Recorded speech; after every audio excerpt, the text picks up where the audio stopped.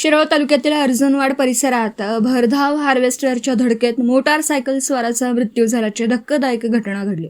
या प्रकरणी शिरोळ पोलीस ठाण्यात गुन्हा दाखल करण्यात आला।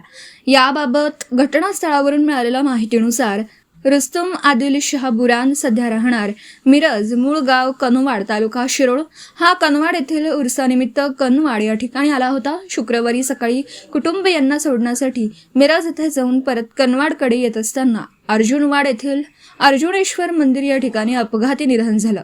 सदरची घटना समजताच कनवाड येथील नातेवाईक ग्रामस्थ घटनास्थळी धाव घेतली।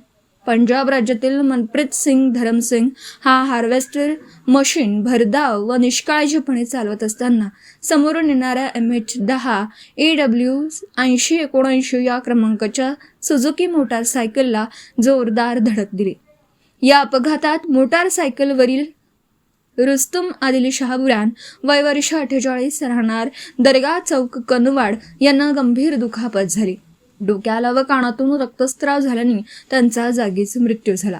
या अपघातात मोटारसायकलचेही नुकसान झालं। या प्रकरणी शिरोळ पोलीस ठाण्यात अहमद गुडुलाल बुरान यांनी वर्दी दिली आहे।